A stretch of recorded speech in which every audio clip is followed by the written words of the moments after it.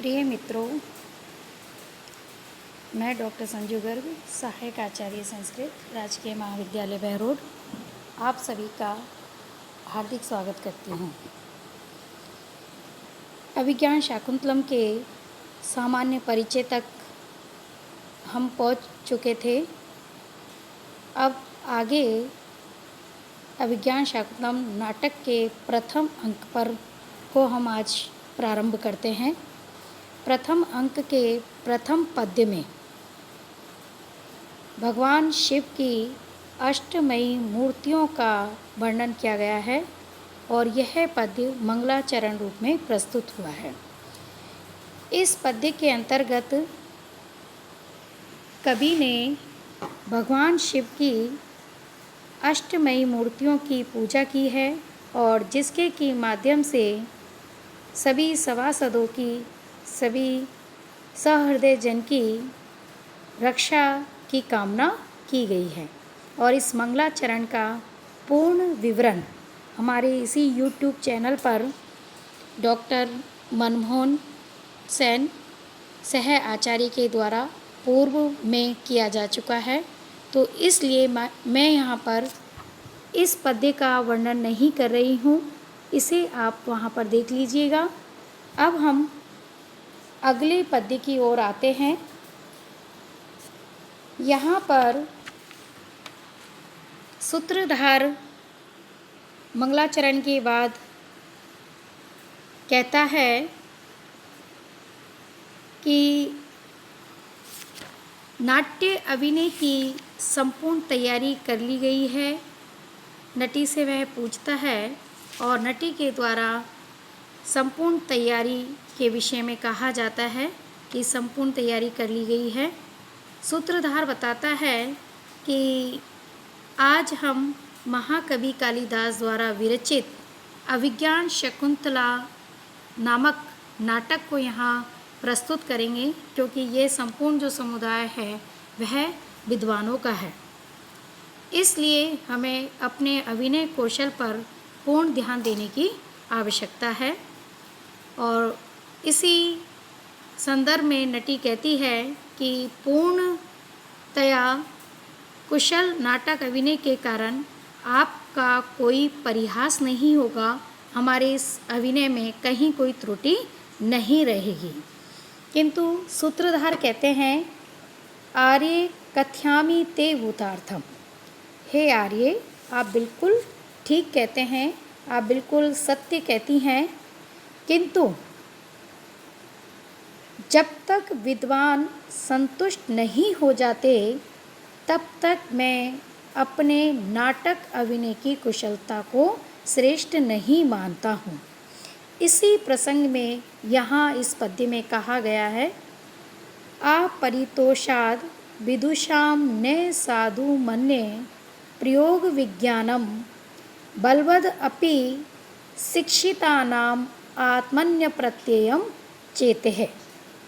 अर्थात विदुषाम विद्वानों के अपरितोषात संतुष्ट होने तक, अर्थात जब तक विद्वान संतुष्ट नहीं हो जाते हैं तब तक मैं प्रयोग विज्ञानम अभिनय की विशेषता को न साधु मन्ये श्रेष्ठ नहीं मानता हूँ, सफल नहीं मानता हूँ। बलवद अपि शिक्षितानाम आत्मन्य प्रत्ययम चेते है। बलवद अपि अर्थात अच्छी प्रकार से पूर्ण अनुभव को प्राप्त, पूर्णतया अभ्यस्त भी शिक्षितानाम सीखे हुए व्यक्ति का चेतः चेत आत्मन्य प्रत्ययम अपने विषय में अविश्वासी ही होता है। अर्थात सूत्रधार का यहाँ कहना है कि जब तक हमारे नाटक अभिनय से विद्वान पूर्णतया संतुष्ट नहीं हो जाते हैं तब तक मैं अपने नाटक अभिनय की कुशलता को श्रेष्ठ नहीं मानता हूँ, क्योंकि सामान्यतः कहा भी गया है कि बहुत अच्छी प्रकार से कुशल विद्वान भी व्यक्ति का चित्त अपने विषय में अविश्वासी ही होता है। अर्थात वह कितना ही श्रेष्ठ कार्य करे, लेकिन जब तक अन्य जन उसके उस कार्य कुशलता को श्रेष्ठ नहीं मानते हैं, तब तक वह संतुष्ट नहीं होता है। नटी कहती है, आर्यम एवं एतत्। आर्य सत्य ही है, अर्थात आप बिल्कुल सत्य कह रहे हैं। अनंतर करणीयम आर्यम आज्ञाप्यतु। अतः अब इसके बाद करने योग्य कार्य की आज्ञा दीजिए। सूत्रधार, किम अन्यद अश्या परिषदः श्रुति प्रसादनतः। इस समय इस सभा के कानों को जो आनंद प्रदान कर सके, उसके अतिरिक्त और क्या कार्य हो सकता है। तत् इमम एव तावत् आचिर प्रवर्तम उपभोगक्षमम ग्रीष्म समयम अधिकृत्य गीयताम। तो इसलिए अब शीघ्र ही तुम इस समय ग्रीष्म ऋतु को आधार बना करके कोई बहुत ही सुंदर गीत गायन करो, गीत का उच्चारण करो, जिससे कि ये सभा प्रसन्न हो, आनंद को प्राप्त हो। संप्रति ही, क्योंकि इस समय सुभग सलिल अवगाहा पाटल संसर्गी सुरभि वनवाताः प्रच्छाय सुलभ निद्रा दिवसा परिणाम रमणीयः। इस समय अर्थात इस ग्रीष्म ऋतु में सुभग सलिल अवगाहा, जलों में, सलिल यानी जलों में, अवगाहा स्नान करना सुभग सुखकर प्रतीत होता है। यानी ग्रीष्म ऋतु में जल में जितना स्नान किया जाए वह सुख प्रदान करता है, आनंद प्रदान करता है। पाटल संसर्गी सुरभि वनवाता। कमल या गुलाब के संपर्क से वन की वायु सुगंधित हो जाती है। प्रच्छाय सुलभ निद्रा, और प्रच्छाय सघन छाया में निद्रा सुलभ, नींद सुलभ होती है, अच्छी नींद आती है। दिवसा परिणाम रमणीयः, और ग्रीष्म काल के दिन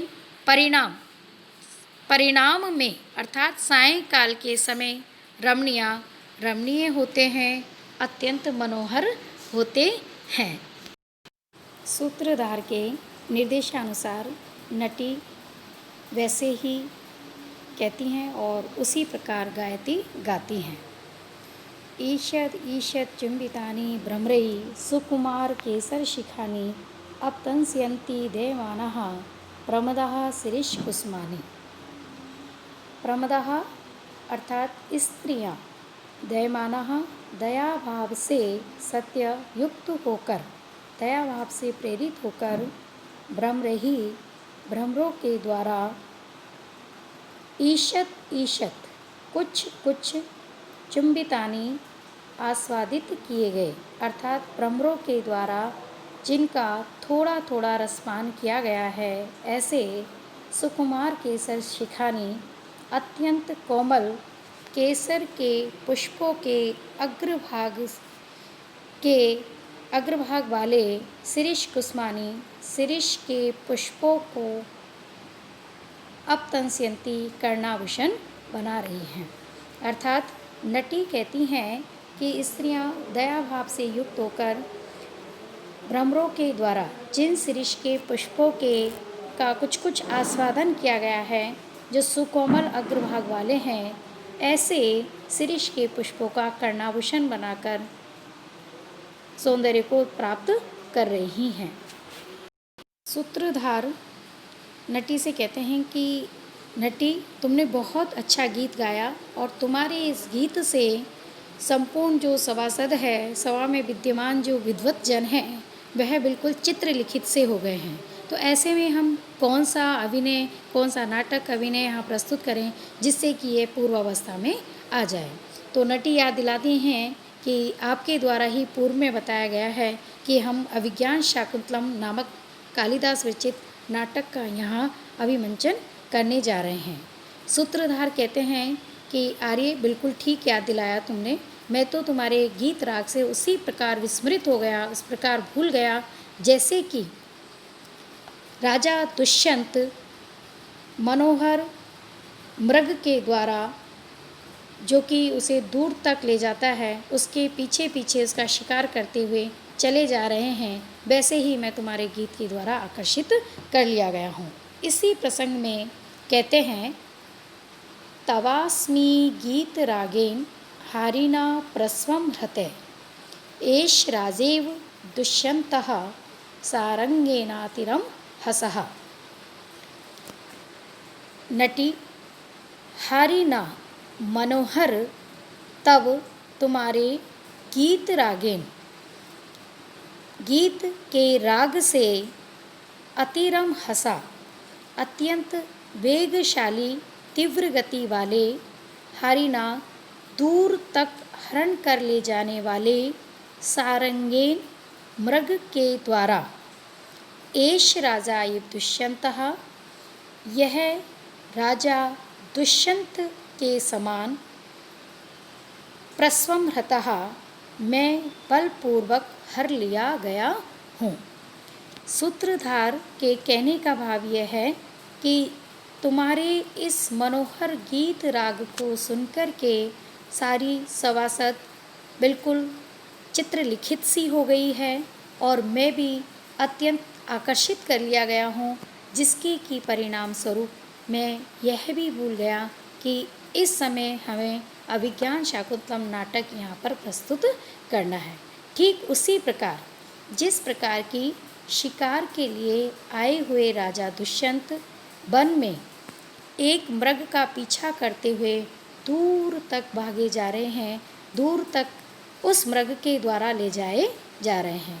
उस मृग का शिकार करने के उद्देश्य से यह राजा दुष्यंत इस मृग के द्वारा दूर वन में ले जाए जा रहे हैं। इस प्रकार कहने के बाद नटी और सूत्रधार दोनों रंगमंच से निकल जाते हैं और इसके साथ यहाँ प्रस्तावना समाप्त हो जाता है। प्रस्तावना में कवि के द्वारा काव्य का परिचय कराया जाता है और यहाँ भी सूत्रधार के द्वारा आज जो नाटक रंगमंच पर अभिनीत किया जाना है उसका परिचय दिया और अंतिम पद्य प्रस्तावना के कि यह राजा दुष्यंत मृग का पीछा कर रहे हैं, इसकी सूचना के माध्यम से नाटक प्रारंभ हो जाता है।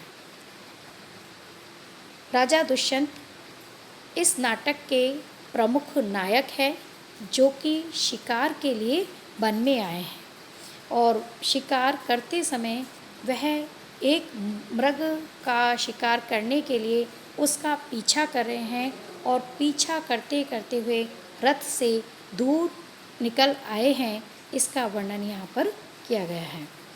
इसके पश्चात आगे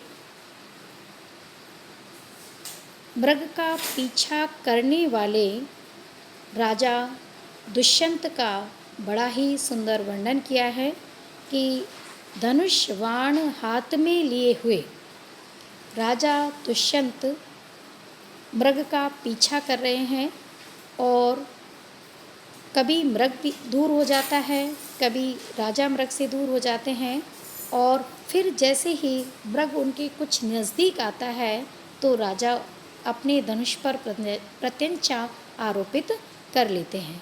तो उस समय धनुष पर प्रत्यंचा आरोपित करने के बाद सारथी राजा और मृग को जब देखता है तो देखकर कहते हैं कि आप बिल्कुल मृग का पीछा करते हुए शिव के समान दिखाई दे रहे हैं। इस प्रसंग में फिर आगे हमारा जो नाटक है वो प्रारंभ होगा। इसके विषय में हम अगले हमारे चैनल में वर्णन करेंगे। आज का हम चैनल यहीं पर ख़त्म करते हैं। धन्यवाद। Thank you.